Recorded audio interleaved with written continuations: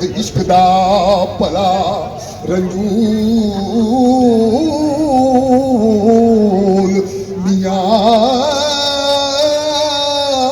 इश्क वास्ते रब हबीब ते ओ ते किताब फुरकान नजूद मियां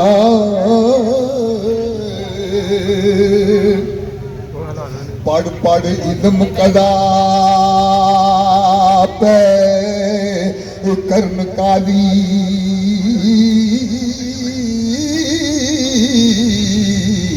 बाज इश्क दे रैन मजहूल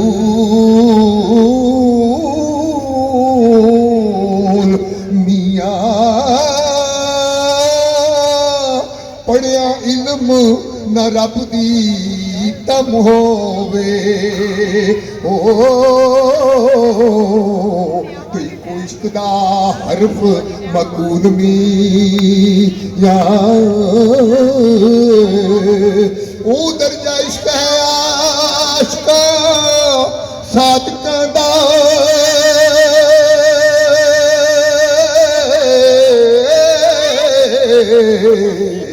कर दे मर्दनी इश्क कबूल मियां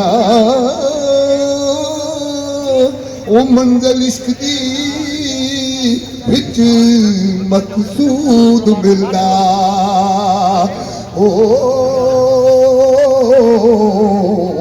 जेड़े होर नी तूल फजूल मियां भावें जोद आबाद ता ओ लख की जे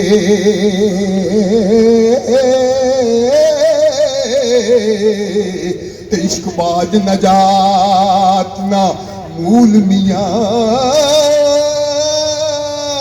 ओ आशिक सदा जिंदा खुशियां नाल रहंदे ओ ते कदी हो ना बैन मलूल मियां ओ इश्क आशिकां दा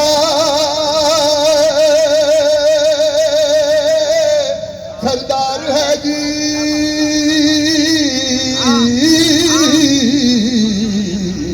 आशिक इश्क नू करन कबूल मियां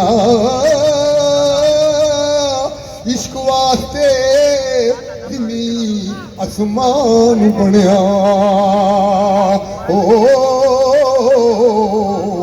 ते लो कलम दा इश्क असूल मियां इश्क वास्ते जिनी आसमान बनया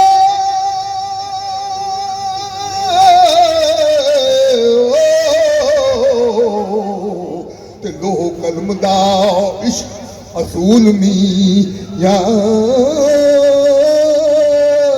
ओ खिले तिना दे बाब कलूब अंदर ओ जिन्ना कीता इश्क असूल मियां ओ खिले तिना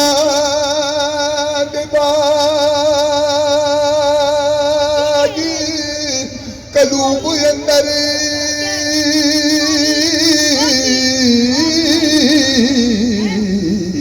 ओ जिन्ना कीता इश्क कबूल मियां ओ वारिस आशिकां ते करम रब दाई ओ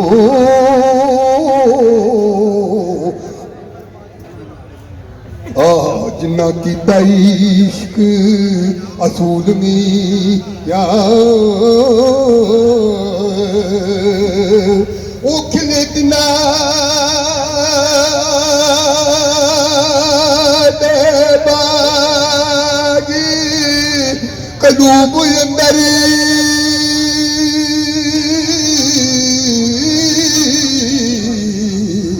ओ जिन्ना कीता ही इश्क कबूल मियां ओ वारिस आशकों ते करम रब दाई ओ जिन्ना कीता ही इश्क असूल मियां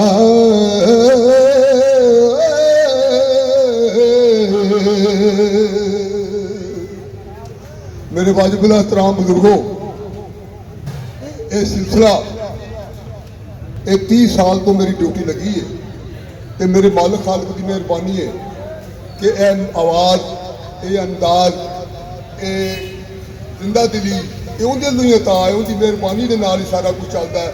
सदका अपने प्यारे हबीब हज़रत मुहम्मद मुस्तफा सल्लल्लाहु अलैहि वसल्लम का करके मेरा मौला पाक तुहाडे सारिਆਂ ਦੀ खैर करे। तो जनाब साढ़े को शायद हजरात भी तशरीफ लियाए ने और इंशाल्लाह होर भी लियाएंगे, तो सरकार के सना खान भी तशरीफ लियाए ने और लियाएंगे। हीर खान दोस्त अहबाब तशरीफ लिया रहे हैं, बड़ी मोहब्बत उन्होंने बड़ा प्यार है। तो मैं चाहना कि सरकार की अल्लाह सोने की हमदो सुना है, इश्क की मंजिल तुहाडे सामने पेश की है, पीर वारिस शाह सरकार ने अपनी किताब के विच लिखा। तो मैं एक सरकार की सलाह खानी वास्ते पंजाबी की नात पढ़ने वास्ते जनाब शाह साहब एक उन्होंने बुलाना, जब नात हो जाएगी बरकत पै लो जी, उन्होंने भी बुलावांगे। और जनाब साढ़े शायर ने अवामी शायर जनाब मुसरत भट्ट साहब तशरीफ लियाओ जी, आके अपना ताज़ा कलाम पेश फरमाओ। जनाब मुसरत भट्ट साहब ऐस कुर्सी से तशरीफ लियाओ। अस्सलाम वालेकुम सारे वीरानों शबीर जी या परेवार जी जिन्होंने यह दरबार यह महफल सजाई तो सानू लोगों के रूबरू किया कि अपनी विचार सांझा पाने का मौका दिता। इन्होंने पूरे सगिया का भलेवा कि जिन्होंने इन्ना वड्डा इंतजाम किया, यह दरबार सजाया, तो उन्होंने सलाम जी। मैं पंजाबी के पहले 2 शेर सुनाना एक नज़म तो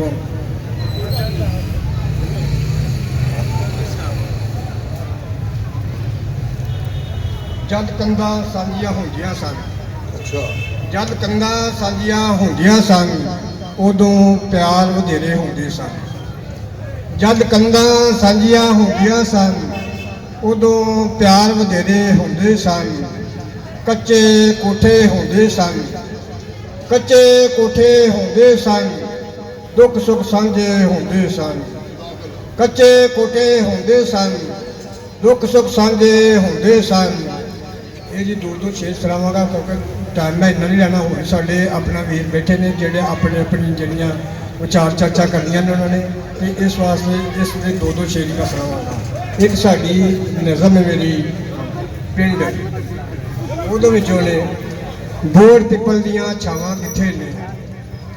ਬੋੜ ਸਾਡੇ ਕੋਲ ਤੁਸੀਂ ਤਾਂ ਬੜੇ ਖੁਸ਼ਕਿਸਮਤ ਹੋ ਕਿ ਤੁਹਾਡੇ ਕੋਲ ਬੋੜ ਹੈ, ਤਾਂ ਉਹਦੇ ਥੱਲੇ ਆਪਣੀਆਂ ਮਹਿਫਲਾਂ ਸਜਾਉਂਦੇ ਹੋ ਤੇ ਇੱਕ ਦੂਜੇ ਦੇ ਨਾਲ ਵਿਚਾਰ ਵਟਾਂਦਰਾ ਕਰਦੇ ਹੋ। ਲੇਕਿਨ ਅਕਸਰ ਸ਼ਹਿਰਾਂ ਵਿੱਚ ਇਹ ਚੀਜ਼ਾਂ ਜਿਹੜੀਆਂ ਬੋੜ ਜਿਹੜਾ ਵੇ ਜਿੱਥੇ ਲੋਕ ਇਕੱਠੇ ਹੋ ਕੇ ਆਪਣੇ ਦੁੱਖ ਸੁੱਖ ਦੀਆਂ ਗੱਲਾਂ ਕਰਦੇ ਉਹ ਨਹੀਂ ਹੈ।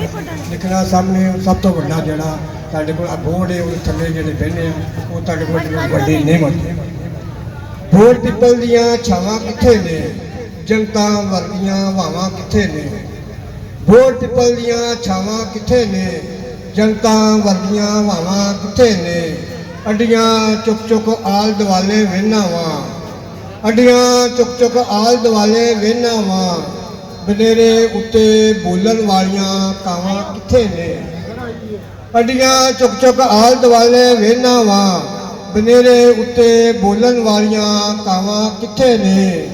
गुल्ली डंडा पिट्ठू गरम कोकला छपाकी ते लुकन मिटी खेडन वालियां होने थावां किथे ने। खेडन वालियां होने थावां किथे ने। सरगी वेले हुन ना किधरे तुद मधानी दिसदी है। सरगी वेले हुन ना किधरे तुद मधानी दिसदी है। लस्सी दुध पिलावन वालियां मावां किथे ने। लस्सी दुध पिलावन वालियां मावां किथे ने। मिट्टी नाल मिट्टी हो गई हालत सारे साकां दी। ਮਿੱਟੀ ਨਾਲ ਮਿੱਟੀ ਹੋ ਗਈ ਹਾਲਤ ਸਾਰੇ ਸਾਕਾਂ ਦੀ। ਦੱਸੋ ਹੁਣ ਉਹ ਸੁੱਖ ਦੀਆਂ ਸਾਵਾਂ ਕਿੱਥੇ ਨੇ? ਦੱਸੋ ਹੁਣ ਉਹ ਸੁੱਖ ਦੀਆਂ ਸਾਵਾਂ ਕਿੱਥੇ ਨੇ? ਪਿਆਰ ਦੀ ਸੇਵਾ ਕਰਦਾ ਹੁਣ ਦਿਸੇ ਕੋਈ ਨਾ। ਪਿਆਰ ਦੀ ਸੇਵਾ ਕਰਦਾ ਹੁਣ ਦਿਸੇ ਕੋਈ ਨਾ। ਉਹ ਸਾਥ ਨਿਭਾਉਣ ਵਾਲੀਆਂ ਬਾਵਾਂ ਕਿੱਥੇ ਨੇ? ਉਹ ਸਾਥ ਨਿਭਾਉਣ ਵਾਲੀਆਂ ਬਾਵਾਂ ਕਿੱਥੇ ਨੇ? ਇਹ ਜੀ ਆਪਣਾ ਜਿਹੜੀ ਆਪਣੀ ਮਿੱਟੀ ਨਾਲ ਸਾਡੀ ਜੁੜਤ ਸੀ, ਆਪਣੀ ਰਹਿਤ ਸੀ, ਸਾਡਾ ਜਿਹੜਾ ਸਭਾਚਾਰ ਸੀ, ਉਹਦੇ ਬਾਰੇ ਮੈਂ ਚੰਦ ਤੁਹਾਨੂੰ ਸ਼ੇਰ ਸੁਣਾਵਾਂਗਾ।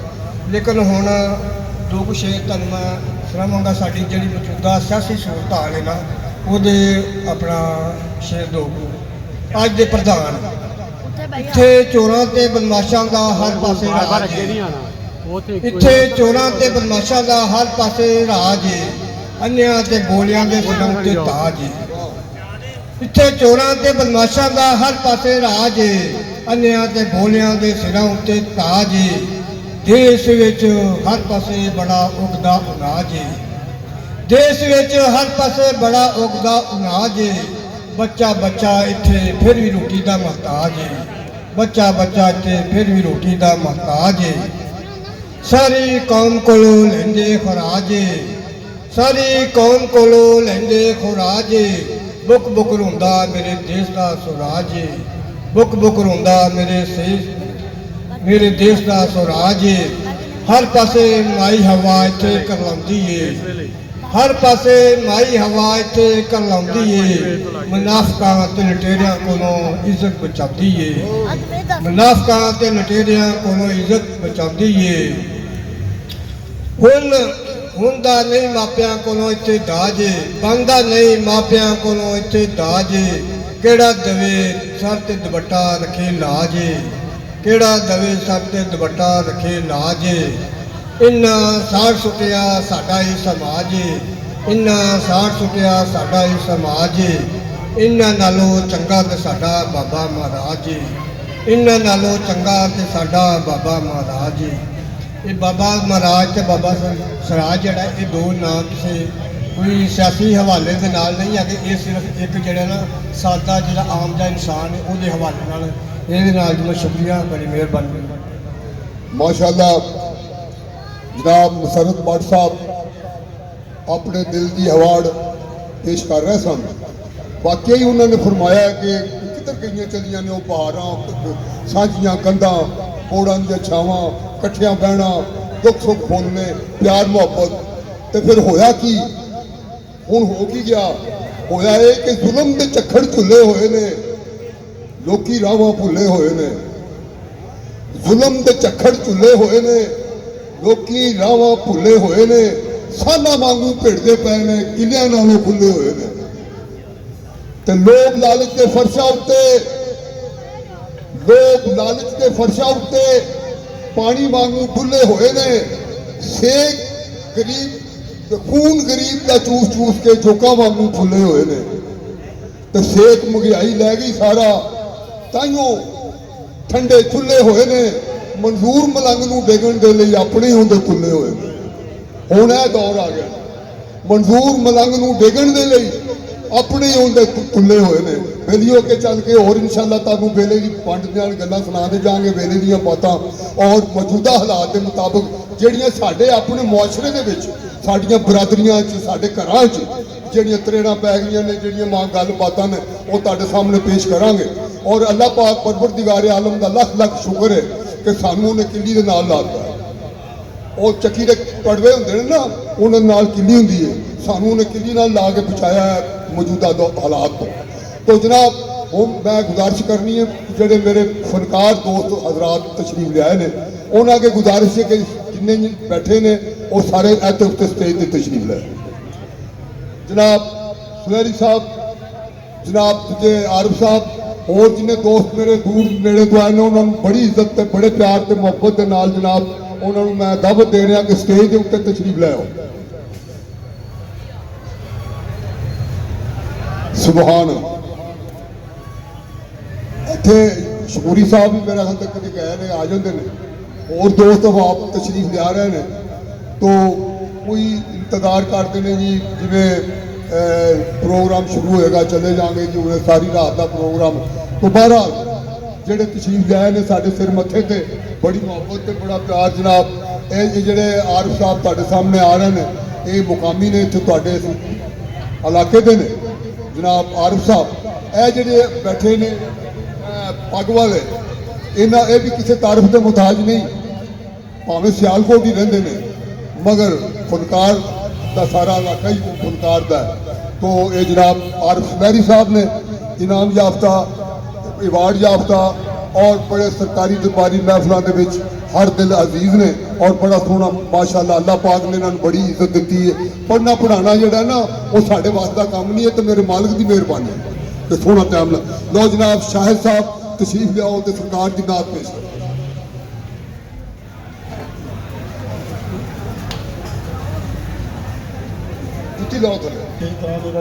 जज़ाकल्लाह। बिस्मिल्लाहिर्रहमानिर्रहीम।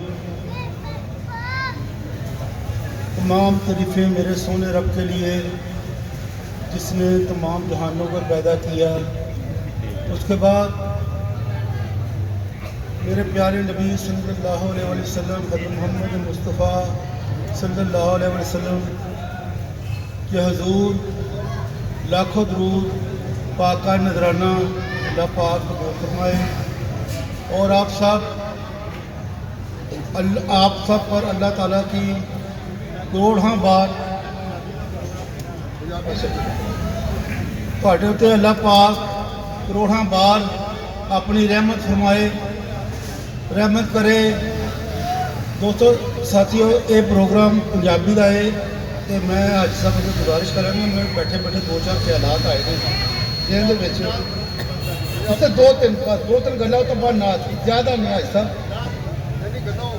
अच्छा चलो गल एक मिनट की गल है बाकी एक मिनट के बहुत चीज़ां ने एक मिनट की गल है वो ही सारिया चीज़ां आई जाए जो कुछ बोले गया जो कुछ होया है जो कुछ हो रहा है यदा लब्बे बाकी नुकते से मुकदा है। ये गल बड़ी मिसल मशहूर हैगी है कि गल एक नुकते से मुकदी है और नुकता की तो सारी कहते गल एक नुकते से मुकदी है और नुकता की है और नुकते को समझना है। अगर उस नुकते का पता लग गया तो सारे साढ़े मसाइल जोड़े ना हल और नुकता है। वेखो जब अभी कलम रखते हैं ना किसी चीज़ के उत्ते किताब के उत्ते किसी चीज़ के वर्के के उत्ते तो सब तो पहले वो शक्ल बनती है और नुकता बनता है। हम नुकते को समझना कि नुकता कि शक्ल का है। हम नुकते की शक्ल कि है और नुकते की शक्ल मीम से मिलती है।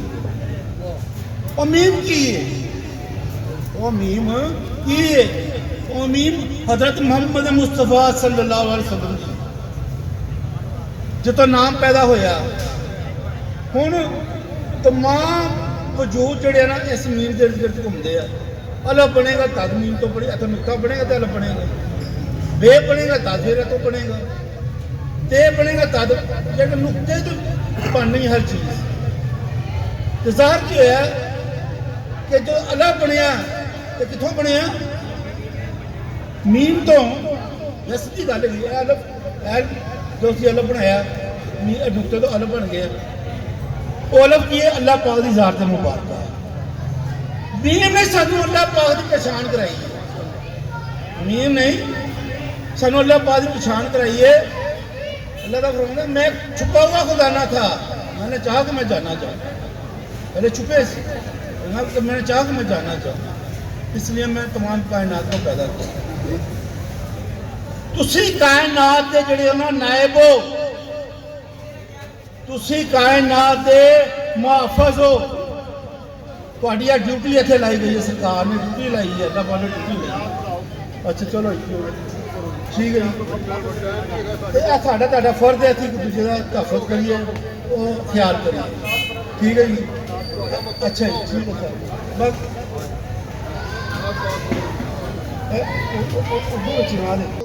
सरकार की नाह ते अल्लाह पाक परवरदिगार आलम तुहाडा बहना इन्हां दा दोस्तां दा पढ़ना इन्हां दा पंडाल बिछाना अपनी पाक बारगाह दे विच कबूल करे सुभान अल्लाह।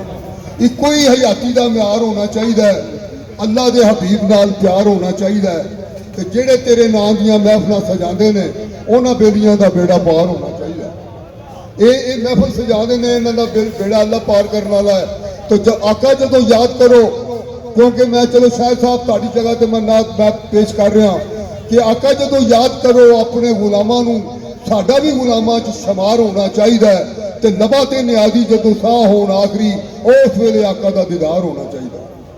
ਮੇਰੇ ਵਾਜਿਬ ਇਹਤਰਾਮ ਬਜ਼ੁਰਗੋ, ਇਹ ਜਿਹੜਾ ਤੁਹਾਡੇ ਸਾਹਮਣੇ ਪੰਡਾਲ ਵਿਛਿਆ, ਇਹ ਜਿਹੜੀ ਮਹਿਫਲ ਜਿਹੜੀ ਸਜੀ ਹੈ, ਇਹ ਵਿਚਾਰ ਪ੍ਰਚਾਰ ਪਰਿਆ ਪੰਜਾਬ ਪਾਕਿਸਤਾਨ ਦੇ ਛਤਰ ਛਾਵੇਂ ਇਹ ਮੁਨੱਕਦ ਹੋਈ ਹੈ। ਔਰ ਹਰ ਸਾਲ ਇਹ ਇੱਥੇ ਮਹਿਫਲ ਬਣਾਈ ਜਾ ਰਹੀ ਹੈ। ਤਕਰੀਬਨ 40 ਸਾਲ ਤੋਂ ਇਹ ਸਿਲਸਿਲਾ ਜਾਰੀ ਹੈ।